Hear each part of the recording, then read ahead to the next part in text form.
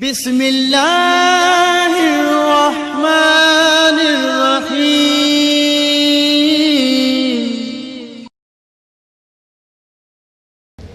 अऊज़ु बिल्लाहि मिनश्शैतानिर्रजीम। बिस्मिल्लाहिर्रहमानिर्रहीम। अल्हम्दुलिल्लाहि रब्बिल आलमीन वस्सलातु वस्सलामु अला रसूलिहिल करीम वला अइम्मतिल मासूमीन वलानतुल्लाहि अला अअदाहिम अजमईन मिनल आन इला क़ियामि यौमिद्दीन। अम्मा बाद फ़क़द क़ाल अल्लाहु तबारक व तआला फ़ी मुहकम किताबिहिल मजीद। बिस्मिल्लाहिर्रहमानिर्रहीम। वआहिदना इला इब्राहीम व इस्माईल अन तहिरा बैती लित्ताइफीन वल आकिफीन वर्रुक्अ वस्सुजूद। मोहतरम नाज़रीन किराम, खुदावंद मुताल जो इरशाद थिए थो, ऐं इब्राहीम ऐं इस्माईल, तव्हां जे लाइ ज़रूरी आहे तव्हां मुंहिंजे घर खे पाक ऐं साफ़ रखो। उन्हनि जे लाइ जेके तवाफ़ जे लाइ अचनि था ऐं जेके एतिकाफ़ कनि था, जेके रुकू ऐं सुजूद कनि था। मोहतरम नाज़रीन किराम, अॼु असां तव्हांजी ख़िदमत में एतिकाफ़ मौज़ू खणी पहिरीं निशस्त में हाज़िर थिया आहियूं। एतिकाफ़ इस्लाम जे अमलनि मां, मुस्तहब अमलनि मां हिकिड़ो मुस्तहब अमल आहे। अगरचे ॾिठो वञे त इस्लाम खां बि पहिरियां एतिकाफ़ मौजूदु आहे। जीअं क़ुर में हज़रत ज़करिया जे लाइ इरशाद थियो आहे, हज़रत ज़करिया एतिकाफ़ कयो, बीबी मरियम एतिकाफ़ कयो। ऐं उन खां बाद इस्लाम जे अचण खां बाद ख़ुदि अल्लाह जे रसूल पंहिंजी ज़िंदगीअ में एतिकाफ़ कयो।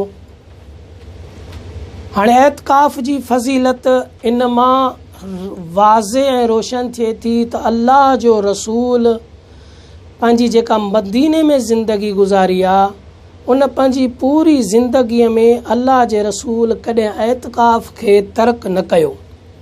एतिरे ताईं रिवायतुनि में मिले थो त अल्लाह जे रसूल हिन दुनिया खां लाॾाणो करण ताईं अल्लाह जे रसूल एतिकाफ़ खे तर्क न कयो।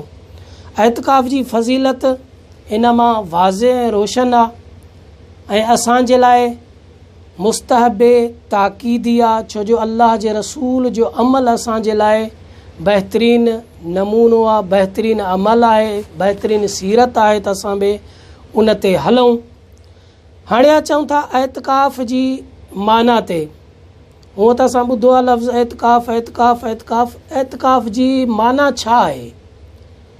हिकु माना एतिकाफ़ जी लुग़वी ऐं लफ़्ज़ी माना आहे, ॿी आहे इस्तिलाही ऐं शरई माना। लुग़त में एतिकाफ़ जी माना आहे पंहिंजो पाण ते कंहिं शइ खे लाज़मी ऐं ज़रूरी क़रार ॾियणु, इहा लुग़त जी माना आहे। ऐं इस्तिलाह में ऐं शरीयत जी जेका माना आहे एतिकाफ़ जी, जीअं उलमाउनि ज़िक्र कयो आहे, उहा आहे मस्जिद में इबादत जे लाइ वेहणु। इहा एतिकाफ़ जी शरई माना आहे त इंसान पंहिंजो पाण खे मस्जिद में खुदावंद मुताल जे साम्हूं इबादत जे लाइ पेश करे। हाणे एतिकाफ़ जा कुझु शराइत आहिनि। उन्हनि शराइतनि मां पहिरियों शर्त जेको आहे उहो आहे तक़र्रुब इलाही, यानी एतिकाफ़ जेको कयो थो वञे, जेतिरा ॾींहं इंसान मस्जिद में रहे थो, उहो फ़क़ति ऐं फ़क़ति जेका इबादत करे थो अल्लाह ख़ातिर हुजे, रियाकारी जे लाइ न हुजे, कंहिं ॿिए कम जे लाइ न हुजे, फ़क़ति ऐं फ़क़ति इबादत जेका आहे अल्लाह जे लाइ हुजे। इहो आहे एतिकाफ़ जो पहिरियों शर्त।